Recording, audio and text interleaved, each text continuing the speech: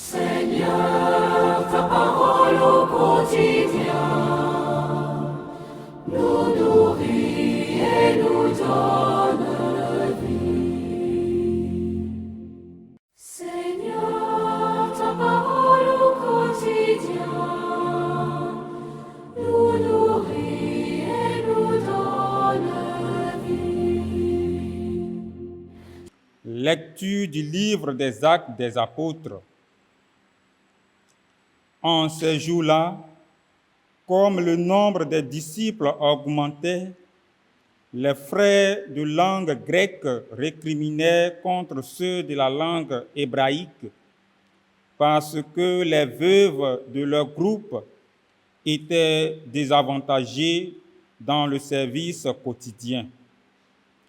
Les 12 convoquèrent alors l'ensemble des disciples et leur dirent: il n'est pas bon que nous délaissions la parole de Dieu pour servir aux tables.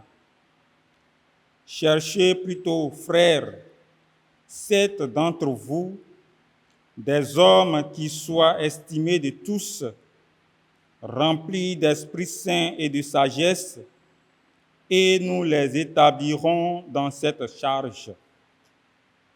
En ce qui nous concerne, nous resterons assidus à la prière et au service de la parole. Ces propos plurent à tout le monde et l'ont choisi. Étienne, homme rempli de foi et de l'Esprit Saint.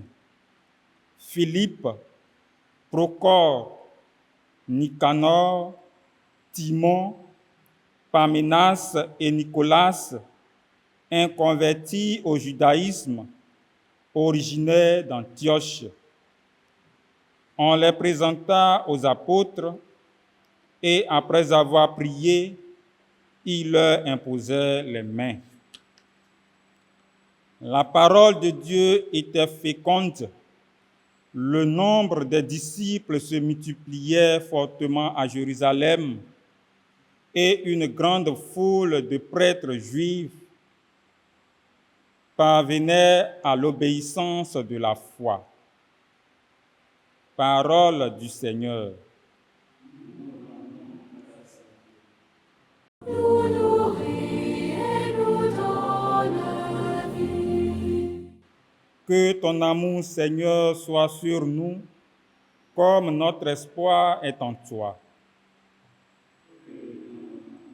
Seigneur, sois sur nous, comme notre espoir est en toi. Criez de joie pour le Seigneur, homme juste, homme droit, à vous la louange. Rendez grâce au Seigneur sur la cithare, jouez pour lui sur la harpe à 10 cordes. Que ton amour, Seigneur, soit sur nous, comme notre espoir. Oui, elle est droite la parole du Seigneur, il est fidèle en tout ce qu'il fait. Il aime le bon droit et la justice, la terre est remplie de son amour. Que ton amour, Seigneur, soit sur nous, comme notre espoir est. Dieu veille sur ceux qui le craignent, qui mettent leur espoir en son amour, pour les délivrer de la mort, les garder en vie au jour de famine. Que ton amour, Seigneur, soit sur nous, comme notre espoir est en toi. Alléluia, Alléluia, Alléluia. Le Christ est ressuscité, lui qui a tout créé, il a pris en pitié le genre humain. Alléluia, Alléluia, Alléluia. Évangile de Jésus-Christ selon saint Jean, chapitre 6, versets 16 à 21. Le soir venu, les disciples de Jésus descendirent jusqu'à la mer, Ils s'embarquèrent pour gagner Capharnaüm sur l'autre rive. C'étaient déjà les ténèbres et Jésus n'avait pas encore rejoint les disciples. Un grand vent soufflait et la mer était agitée. Les disciples avaient ramé sur une distance de 25 ou 30 stades, c'est-à-dire environ 5000 mètres. Lorsqu'ils virent Jésus qui marchait sur la mer et se rapprochait de la barque, alors ils furent saisis de peur. Mais il leur dit, « C'est moi, n'ayez pas peur. » Les disciples voulaient le prendre dans la barque. Aussitôt, la barque toucha terre, là où il se rendait. Acclamons la parole de Dieu.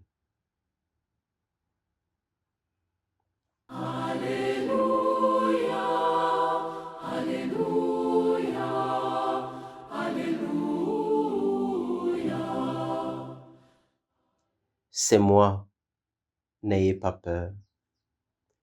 Il y a des moments de la vie où nous aimerons tous entendre une phrase pareille. N'aie pas peur, je suis là. Il s'agit d'une phrase d'assurance que Jésus lance à ses disciples qui apparaissent troublés en face de deux événements.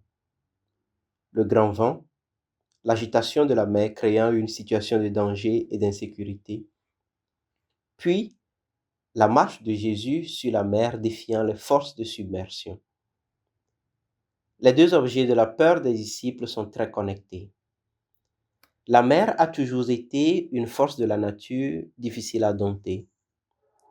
Plus encore, dans une perspective spirituelle, elle est comprise comme résidence des forces du mal, des démons, etc. On se rappelle qu'en Matthieu 8 ou en Marc 5, Jésus accepta que les cochons possédés aillent se jeter dans la mer.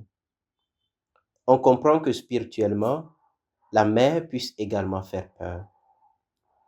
La domination de Jésus en marchant sur la mer n'est donc pas seulement l'exercice d'une puissance physique, mais également spirituelle.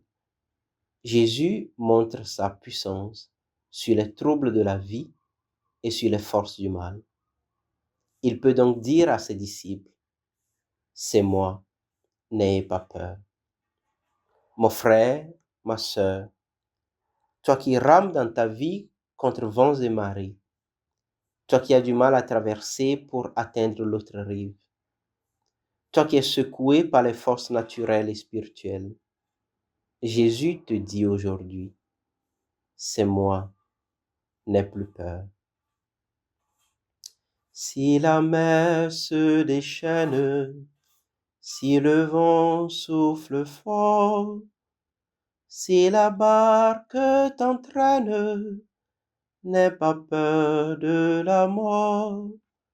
Si la barque t'entraîne, n'aie pas peur de la mort.